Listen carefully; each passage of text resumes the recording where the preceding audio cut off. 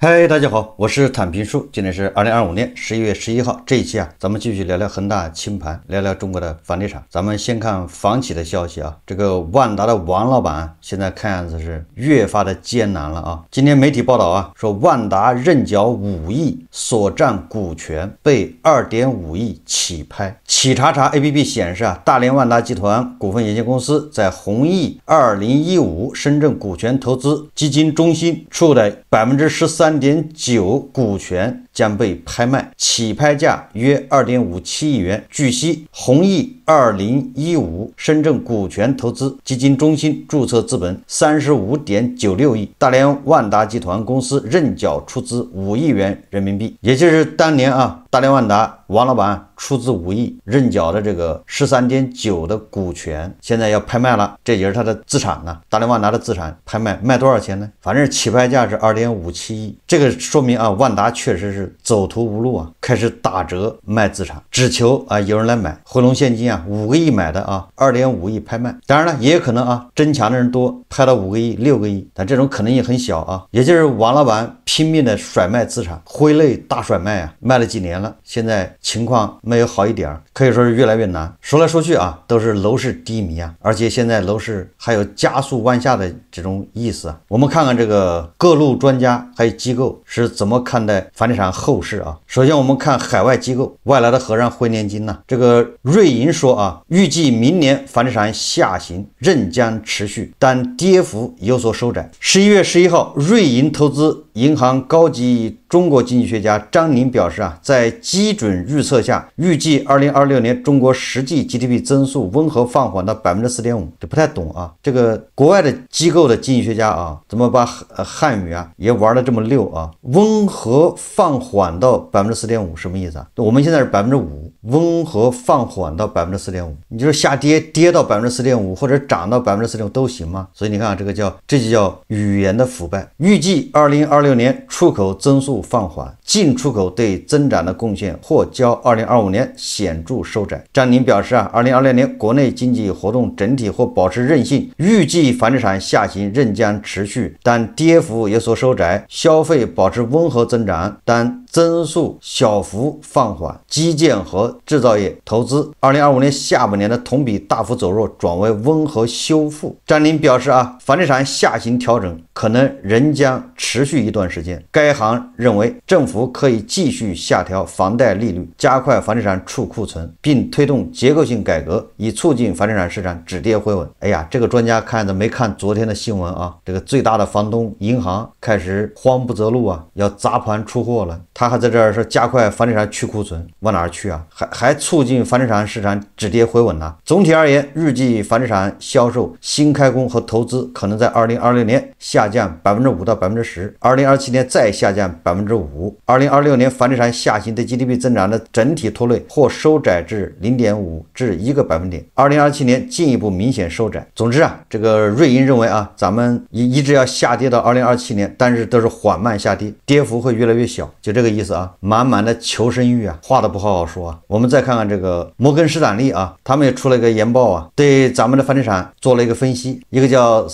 摩根士丹利的一个房地产的分析师叫斯蒂芬他说中国的房地产市场在过去2个月，不管是在销售量还是房价方面，都出现了比较明显的转弱，这也是求生欲不敢用下降下跌暴跌这些词，叫转弱。具体从数字上来看的话，百强开发商10月份这个销售面积和销售金额同比下降了超过 40%， 跟前9个月累积的这个销售面积降幅和销售金额降幅大概 20% 左右，是有一个明显扩宽，就是明显加速它就扩宽，听着还挺累的而二手房方面，尽管它们价格普遍低于一手房，但在成交量上来看并没有占优势，最近2个月的跌幅也同样严峻。比如说我们最终这个1、2线主要的城市成交量在10月份也同比下降 30%。 我们认为一手房和二手房这个销售快速下跌，除了受到去年924政策带来的高基数影响之外，中美贸易战和宏观经济这个扰动，以及整体居民的购房情绪的恶化也明显受到了影响，特别是在市场敏感度比较高的一线城市，我们观察到最近几个月房价环比跌幅跟二线和三线城市相比出现了快速的加速。比如我们追踪贝壳50个大中城市二手房房价在10月份平均环比下降 0.9%， 但是一线城市环比下降了 1.2%， 明显是快如3季度，每个月环比下降的 0.8% 到 0.9个点，一线城市的加速下跌，而2、3线城市处于相对稳步下降的情况。这与我们7月份做的这个居民调查结果是一致的。当时的调查结果显示，一线城市居民对于房价的信心首次出现了弱于2线和3线城市的情况。当时有 50% 购房者预期房价在未来会下跌，跌幅远高于我们4月份做的同类调查 39%。刚刚出炉的这10月份调查结果，一线居民信心也出现了进一步的恶化，当中 67% 的受访者预期房价在未来会继续下跌，而这个比率远高于2线城市的 45% 和3线城市的 30%。 我认为是2线城市、3线城市已经跌的比较多了，所以它跌的就比较慢一点，但这个很多人以为就到底了，不跌了。而1线城市呢，对吧？还有那个什么杭州啊、成都这些明显是补跌啊，或者还没跌到位，明显还有一个比较大的空间，所以这个居民的信心是不一样的啊。说叠加二手房库存在1线城市高居不下，我们预计可能接下来的11和12月1线城市房价环比跌幅依然会维持在每个月超过 1% 的水平，一个月 1% 呢，就这个跌幅就比较大了，对吧？你买个500万的房子，你这个月买的，下个月就变成495万了，5万就没了。你说你上班挣5万多难呢？这就是跌 1% 啊，就这么厉害。那这样一年跌下去那了得啊，15%大概就跌掉了，14点几吧，15%。这个分析师他认为啊，他说这种趋势啊可能会延续到明年的1季度，等到整体的房地产高基数过去了之后才会有所缓解，而这些会对明年的房地产市场止跌回稳时间点增加了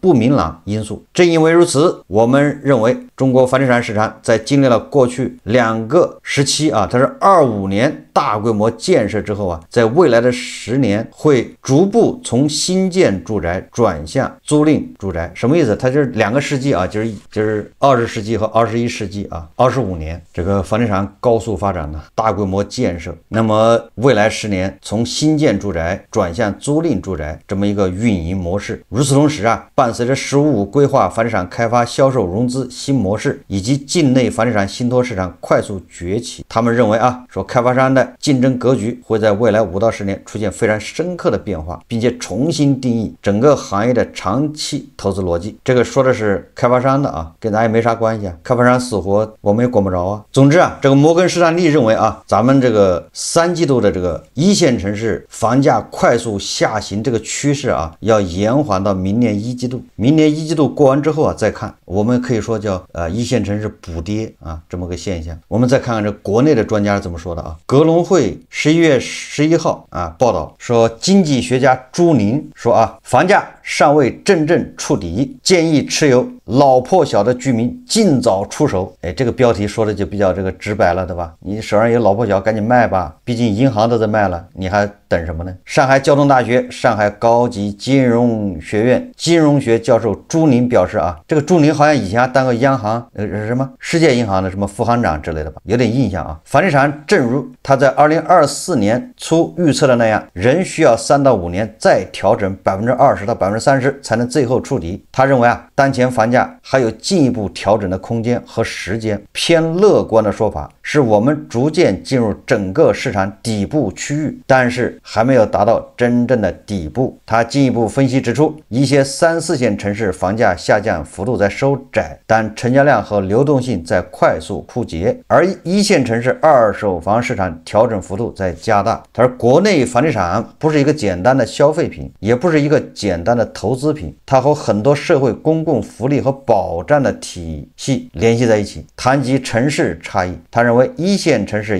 具有更宝贵的公共资源，房地产从估值和投资角度而言仍具有吸引力。对于社会持续关注的老破小房产问题，他指出啊，房房地产是流动性比较差的资产，在市场调整期应现金为王。他表示，如果在短期没有明显看到需求改善的话，我建议大家还是考虑尽早的出手流入市场，能够持币观望，有更多其他选择的机会。对于未来5年房地产行业的期许，他指出2个方向：一是房地产开发更多回归到原来建筑相关的职能，另一个方向是新型城镇改造或旧城功能性提升将会带来新的增长点。他说的是房地产行业啊，未来是旧城改造啊、功能提升等等。但是具体到房价，他认为老破小还有下跌空间啊。你说手上有老破小，赶紧卖吧。我记得23年、22年，对吧？很多人去杭州投资老破小啊，什么出租的吧，买一套老破小80-90万，然后出租1个月租金多少？然后先是深圳的炒房客去杭州买房买老破小啊，后来是上海的投资客去买老破小，后来是北京的投资客去杭州买老破小，后来是天天新闻吹的是房地产中介公司自己买老破小投资，大家还记得吧？我记得当时就说不能上当受骗，不能被忽悠啊。你看现在经济学家说了啊，你手上有老破小赶紧卖吧，还有下跌空间呢。至于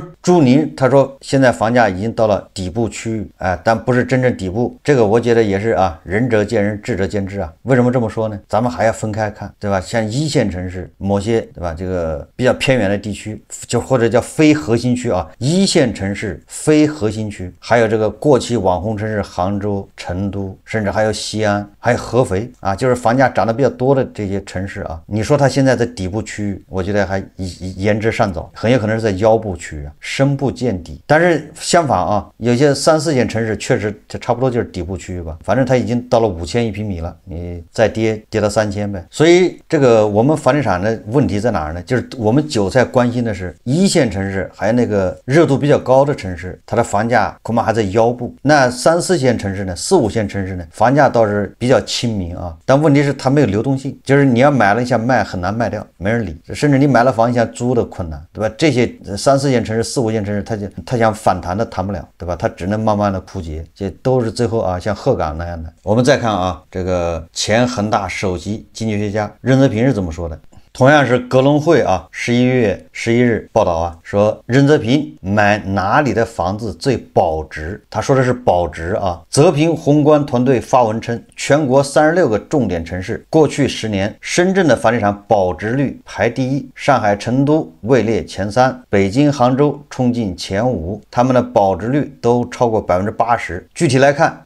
说深圳房地产保值率第1，核心优势是创新红利加年轻人口流入。深圳是粤港澳大湾区的龙头，诞生了像华为、腾讯、比亚迪、大疆这样的世界级高科技企业。深圳14到35岁青年人口超过800万，占全市人口的46%。年轻、高学历、高收入的人口结构带来了源源不断的购房需求。第二个啊，他说上海靠的是全球金融中心，城市供地稀缺，上海是全球的金融中心，是长三角经济带的龙头城市。江苏、浙江、安徽有钱人都想在上海买房，就好像北方人都想在北京买到房一样。过去5年，上海土地供应规划面积降了60%。今年魔都核心区域再次出现了豪宅秒光和地王频出的火爆现象。江苏、浙江、安徽的人喜欢去上海，这确实啊有这么一个趋势啊。第三个，成都，他说靠的是新增长极加商业集聚。川渝被称为继长三角、珠三角之后我国新的经济增长极。成都是中西部地区聚集世界500强最多的城市，成都人口高达2150万人，比肩北京、上海、深圳这些1线城市，每年还有10多万人源源不断流入。第四个就是北京，北京是北方城市里房地产保值率排名最靠前的，底气在于首都加稀缺资源，全国70%的央企总部在北京，扎堆金融街、中关村，高净值人群聚集，加上北京每年流入的人口中，本科以上学历占比高达43%。第五个是杭州，保值密码是数字经济加营商环境。杭州的民营经济活力四射，38家民企入围中国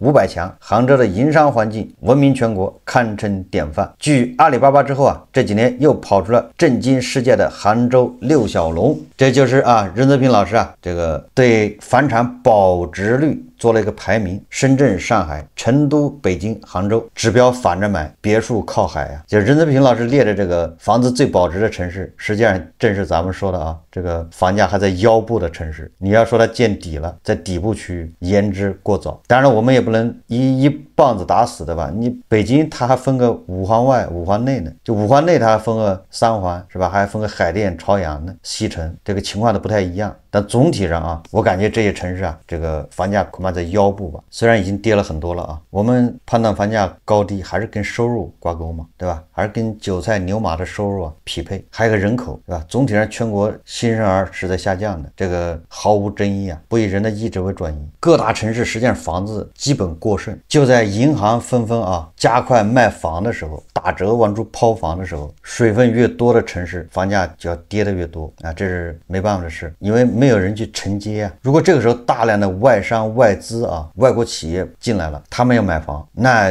你这个一线城市房价能稳住。但现在外资都在流出，对吧？人家都在往外跑，都在逃离中国，尤其是那些低质量的外资，它数量多啊，人多啊，数量大呀，对吧？高质量的留下来，那高质量人少啊。就说房价下跌啊，我们看这个新闻呢，一边说啊，比如以深圳为例吧，10月份深圳总价1000万以上的二手房源成交占比19%，环比增长3.7%。从成交面积涨幅来看，144平以上的面积段得到了明显上升，说明什么呢？说明改善豪宅需求在持续释放，这个也是现实的吧？现在成交的都是大房子比较多啊，但是这是深圳的一面，对吧？这任泽平老师也说啊，深圳是保值率最好的吗？年轻人最多吗？但是深圳的房价跌起来也是最狠的。今天我晚上看了一个这个房产中介的截屏啊，有一个深圳的市民啊，在这个市政平台上这个留言说啊，深圳房地产止跌回稳，打了个问号啊，说止跌了吗？深圳有房一族都很惨，怎么消费，怎么生活？新闻说深圳房地产稳中向好，好不好？你们心里不清楚吗？法拍房一套比一套价格低，我想问一下，深圳市都做了什么？如何给市民交代？这个是市民啊，11月11号早上7点提交的。我看深圳市相关部门还受理了啊。亲爱的市民朋友，很高兴为您服务，民有所呼，我有所应。然后就您于2025年11月11日反映的问题，这个诉求编号给他写了啊，已提交成功，我们将尽快为您办理，请您耐心等待。然后深圳啊，这个一个叫诺德假日花园，这在什么地方我也不太清楚啊，我对这个地方不太熟。说有套不要钱的房子，免费过户，以前深房里的粉丝购买的，深房里的粉丝啊，你看深房里的我有印象啊，以前不是个炒房的那个一个群嘛，大概这样的啊，一个组织叫深房里啊购买的，现在送给大家做福利，想要的就发私信啊，你可以成为珍贵的业主。哎，以前深房里的粉丝买了一套房，现在免费送给你，当然了，你得把贷款也背过去啊，过户给你，你看就这么豪气。当年这个深房里的粉丝是多少钱买的呢？880万，叫诺德假日花园，南山前海，2021年2月4日签约，面积是48平，楼层是第29层，两室一厅一卫啊。同样这套房子啊，11月7号多少钱呢？签约是328万，大概6万8一平米。2021年是多少钱呢？2021年深圳指导价是508万，那反正已经超过10万一平米了。但是啊，成交价是830万，17.3万一平米。2021年，现在把那个跌的只剩零头了，对吧？成交价只有328万吗？打骨折，这就是深圳啊，对吧？这个4年里面跌的爹妈都不认识了。21年2月份，那正是深圳炒房叫烈火喷油的时候，是吧？我记得那个时候深房里他怎么炒房？那时候还限购，对不对？有一个人有购房名额的，用他的名额去买，然后发这个基金份额，对吧？你凑50万，他凑100万，是这样子吧？凑成一个基金啊，用某一个人他有购房资格的，用他的名额去买房，买了房之后炒房吗？等到3年能够卖了，一卖翻倍，然后你投的50万就变成100万了，对吧？投50万拿回来100万，你说那时候深圳炒房都这么炒啊，众筹啊，相当于众筹炒房啊，火到什么程度啊？烈火喷油。不过他们啊也付出了惨痛的代价，17万一平米，现在只有6万，不到7万嘛，把它前面一字跌掉了。问题是还没到底啊，对吧？下面还跌到哪还不知道呢。我看北京的一个中介说啊，说10月份北京二手房小区最高跌了18%，就10月一个月啊，二手房小区最高跌18%，这是哪个小区啊？估计是学区房啊。所以这个任泽平说啊，房子买在哪里最保值？这个有个前提啊，我认为最好加个前提，什么前提呢？就是你实在是钱多的没地方放，要分散投资，对吧？你不能全存银行，对吧？你也不想润出去，那怎么办呢？啊，在这种前提下，你说买哪个地方房子比较保值？我们再看看这个上海，这个第一财经日报报道啊，说楼市营销战白热化，有楼盘可试住1个月再买房。临近年末，多个1、2线城市掀起如火如荼的楼市营销战。它这个近期啊，上海中环南大板块新盘叫中环利岛未开盘即推出普惠98折加首日认筹送物业的组合优惠，竞品项目金玉公园东旭更以95折加1000元购车位加认筹送购物卡加码续客。广州珠石地产推出先住后买计划，覆盖珠江花城等3大现房项目。杭州千万级豪宅安普逸庭推出买一套送双车位重磅优惠，单个车位原价高达49万元。业内人士啊直言，如今购房客户咨询焦点早已从积分够不够转向开盘折扣有多少。在房地产深度调整周期下，房企销售端压力加剧，快速去化回款成为房企首要目标。传统价格手段仍是最有效的武器，但营销创新亦成破局关键。楼盘尚未开盘先吹风打折。不久前，位于上海中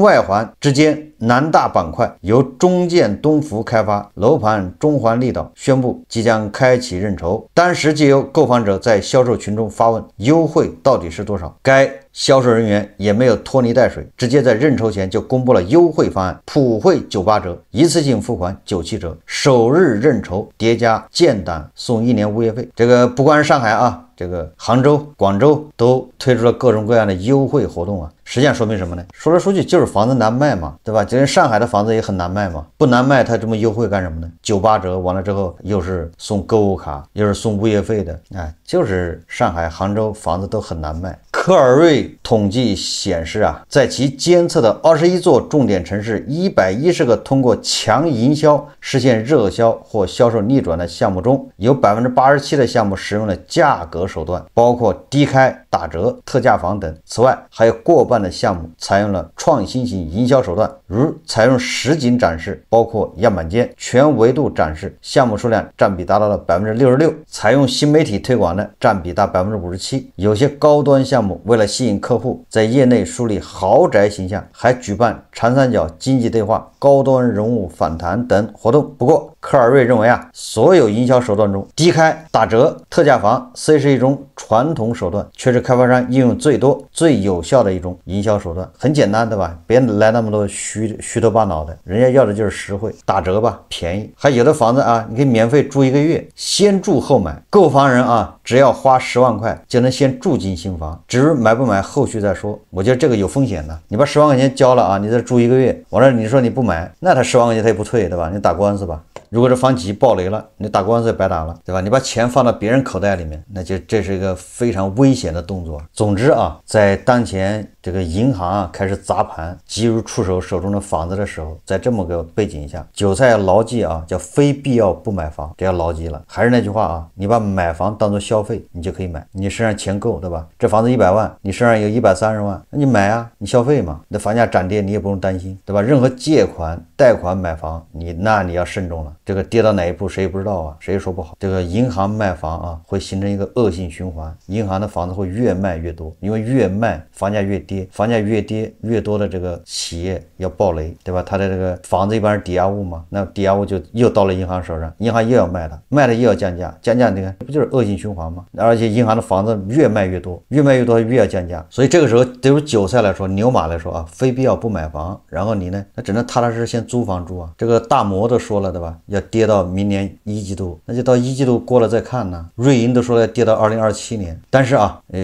具体的城市、具体的项目还要具体分析，对吧？专家说的啊，也都是参考，还是要因人而异。我们最后再看个新闻，这个新浪财经转的每日经济新闻报道啊，说南京以超级大盘，业主告赢了物业，物业公司撤离小区前擅自动用业主公共收益，甚至用来给员工发了工资。南京一处小区业主委员会起诉前物业公司，获得法院支持，后者在15日内需返还约771万元，这还不少呢。11月7日，南京市江宁区博恩花园业主委员会获得一份民事判决书，要求江苏物业万源物业服务集团有限公司支付小区物业费服务期间的公共收益约771万元及利息，按照计划追回了公共收益50%，将用红包形式回馈业主，其余50%纳入业主共有资金账户。的确是前物业公司遗留下来的官司。2023年5月就撤出小区。11月10日，博恩花园业委会一位工作人员通过电话向记者介绍，这个对业主来说是个好消息啊，一共771万元要回来了。这不管是发红包给业主，还是作为公共基金，总之在现在经济形势不好的情况下，对吧？业主还有一份收入啊，把物业告赢了，不容易啊。好，这期节目